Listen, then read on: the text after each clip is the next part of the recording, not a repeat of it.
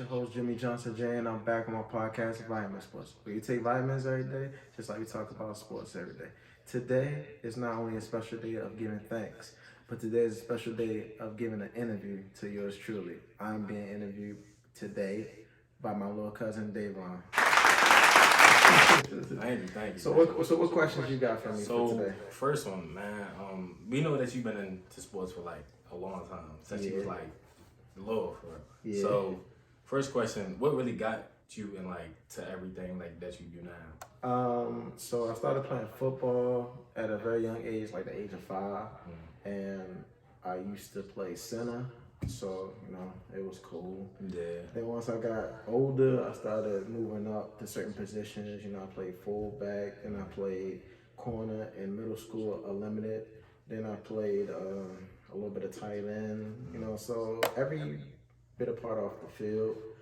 Once I wasn't getting the love that I wanted to receive in football, I transitioned over to swimming.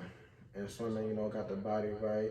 Got me thinking, like, there's other sports out there that I can really do. I also played a little bit of basketball, AAU. Shout out to Baltimore Lions. Also, I played for Team Bucky Lee, So basketball, swimming, all the sports was just competitive, and I loved it. When I got to college, I didn't know what I would play because I was small. I was like maybe a little fat, a little bit. So I didn't know what I would play. So I was like, you know what? Instead of playing football or basketball or doing swimming, even though Bowie didn't have swimming, I thought about just talking about it. I talk about sports like 24/7. So it's one of those things where it's like, you love it, you love doing it, you're passionate about it. Why not talk about it? Right. So that's what got me into doing it. Then I just started hosting things in my room, connecting people, connecting with football players, shout out to Big House. So it's just one of those things, it was a connecting thing. So I fell in love with it all over, love talking about it, and So I know you mentioned Bowie, that you went to Bowie and everything like that. BSU. So what you think, like out of all your 4 years of going to Bowie, who like was on your back about it, helped you throughout your whole 4 years about doing all this? So my chairman of communications and my Uncle Chris and my cousin Juan, and just the backing of my family. Shout out to my cousin Woody. They all pushed me saying, yo, if you really love doing this, then go out there and show me that you love doing this. And that's what I did. I went from quick talk, then I went to in the room, then I did something with, shout out to Soul Convo. Yeah, so I started pushing myself. I started doing research, and I figured out that I can just, rally off of numbers so fast. Like, who got the most touchdowns in the NFL at the receiving positions? Jerry Rice with 199. Yeah, I'm that good. So I became a stat guy. Then I got the guidance of my cousin Juan, Grammy nominated producer, hottest producer in Baltimore. So it's one of those things where you have to do what you say and say what you mean. Like, if you want to be the best, then you got to be able to do the best. And that's what we got to do. That's what I did. So, where do you see yourself in the next like 3 to 4 years with this? At the ESPYs. As one of the greatest commentators to ever live and to ever do it. I'm better than Stephen A. Smith. I'm better than Shannon Sharp. I'm better than all these guys. You want me to say it to the camera? I'm better than all these guys because I'm younger and I know more about the game than they do. Now, don't get me wrong. Stephen A. Smith played college ball at Winston-Salem. Then you had Shannon Sharp, who played football in the NFL and at HBCU, both of them. So it's just one of those things where I'm a young guy that's hungry to understand what it takes to be the best. That's why I started out in college. People didn't believe in me, and I had to really say, you know what, I don't need people to believe in me. I'm going to show them why they should believe in me. And that's one of the things that made me drive myself to doing, vitamin sports. I got my merch on right now. I got my family wearing my merch. I got people wanting to know what is vitamin sports? Like, what is it? It's a multi-platform industry where you could talk about sports, not just the NBA, the NFL, the MLB, or MMA and boxing. You could talk about the WNBA, how women athletes are moving up. Two things for sure and two things for certain. The WNBA players are fundamentally sound, just like the NBA players. And international players are fundamentally sound. If you watch the Olympics game, why was the U.S. struggling? Because those people have been playing professional basketball since they were young kids. Right. Overseas, they are hungry to play. That's why you got Ginobili, Dirk, Luka Doncic. Yeah, you got Joel Embiid. Africa's the next one because you got China, Africa, Germany. All these places that have hoopers. Everybody want to hoop. So it's just one of those things where we talk about everything, man.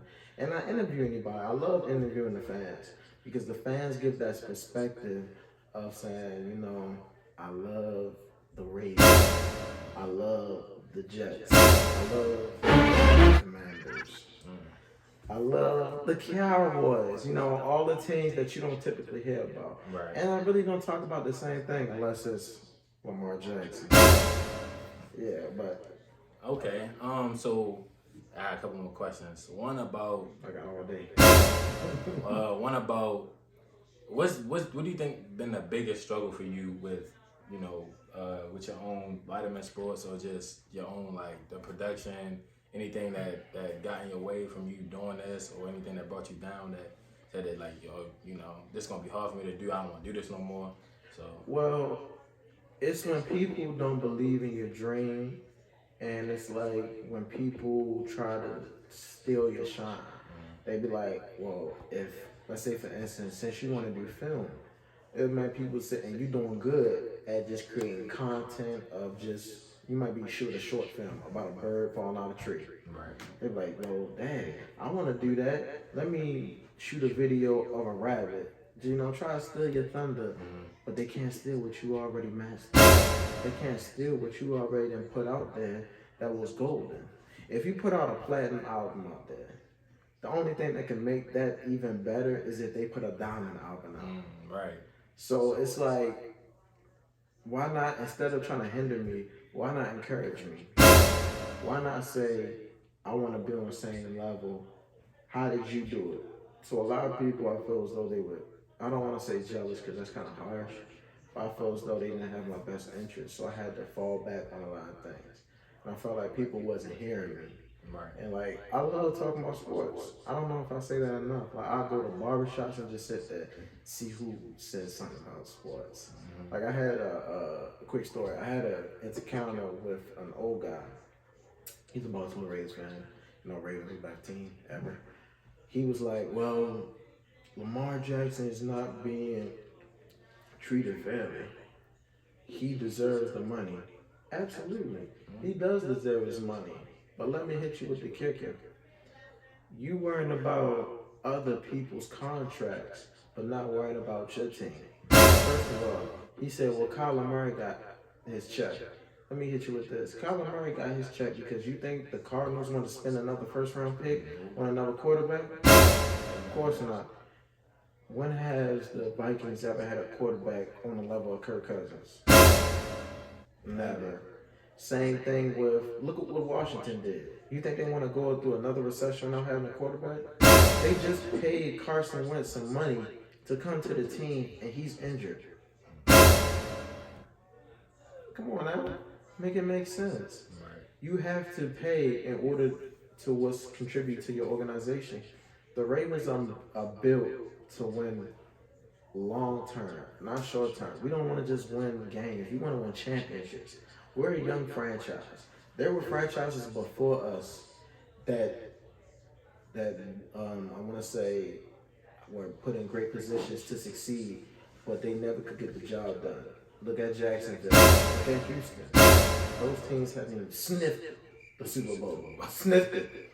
Let alone sniffed it. But the Ravens have.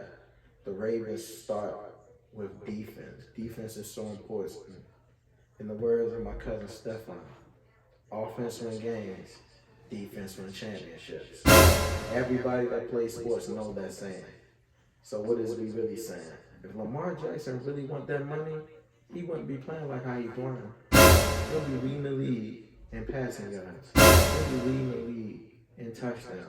He'll be leading the league in being a real leader. Because he ain't leading them guys out there.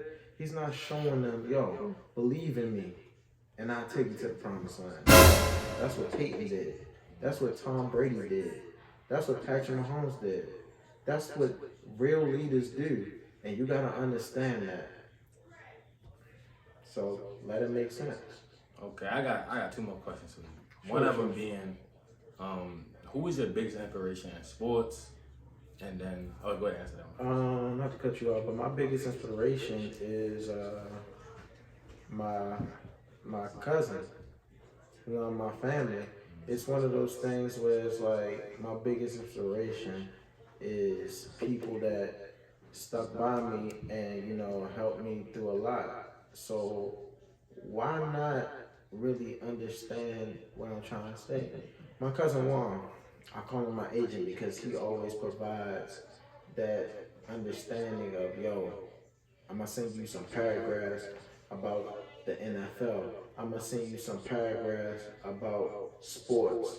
And then I pass on my knowledge to people who really understand the game. It's one of those things where you have to spread the love around. Right. You know what I'm saying? Mm-hmm. Like, you like film. I'm going to put you in the best position to understand film. So it's just one of those things where Shannon Sharp, Skip Bayless, Stuart Scott, a lot of people, really influenced me. So, yeah. Okay, my last question. Now, Sure, what's your last question? That's my last question right here. I don't mind. All right. So one of them, who do you think is the best NFL player? Well, I say quarterback because it's hard to say best NFL player. Who do you think the best NFL quarterback is of all time? Controversy. See, a lot of people, and it's crazy because my cousin stuff I was looking at.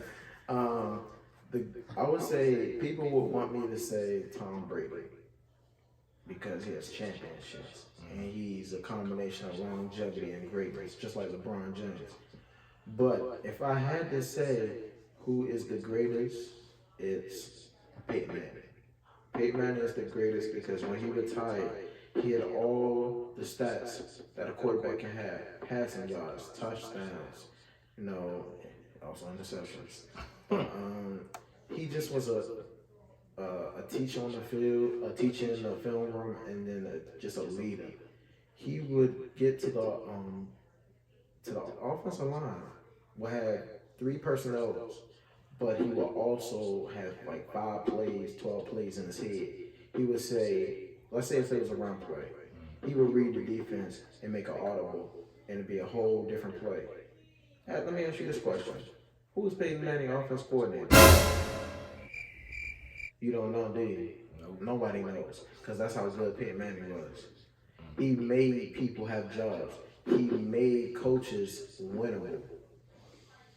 Peyton Manning is the greatest quarterback of all time for a reason. That's why he's the sheriff. That's why he's the standard. That's why he has the most MVPs in NFL history. 5 of them things. 5 of them things. If you don't believe how great Peyton Manning was, what did he do his second year he was on the Broncos? 55 touchdowns. That's some Madden right there. That's some Madden right there. Okay, so my last question right here. So before we end this, what was one thing you can tell somebody right here, right now, that you think is the best advice to give somebody? It depends on what they're trying to do. If they're trying to be great, there's a lot of sacrifice, there's a lot of dedication, and there's going to be a lot of haters.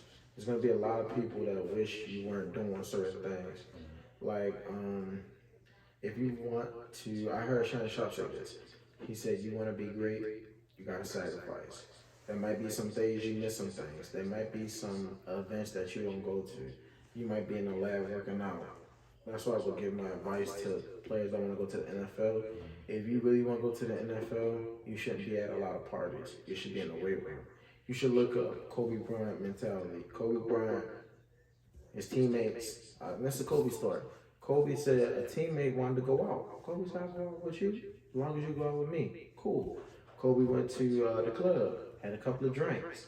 They got back to the rim about 3 o'clock in the morning. Kobe went to bed at 3 o'clock in the morning and woke up at 5, banging on the door. Doom, doom, doom, doom. Let's go work out. What you think the teammate did? He was slumming all over the floor. Kobe would work out, then work out again, and then get ready for the game, and then work out after the game. That's hard work and dedication. And you know what that got him? 5 championships, 1 MVP, 2-time Finals MVP. The guy is a Hall of Famer. Retired 2 numbers. We have never seen that in NBA history, and we probably never will. Nobody comes close. 9-time All First Team defense. Tied for an NBA record. That's how great I am. I just spit out stats. Just like that. If you want to be great, you got to do your research. You got to study. You got to be hungry. You got to really want to do this. When you wake up in the morning, you got to think about sports. When you go to sleep at night, you got to think about sports. When you over at Shorty house, you better be thinking about sports. Well, thank you so much for letting me interview you, man. Of course, right? So thank you so much. Yeah, man. Always a pleasure.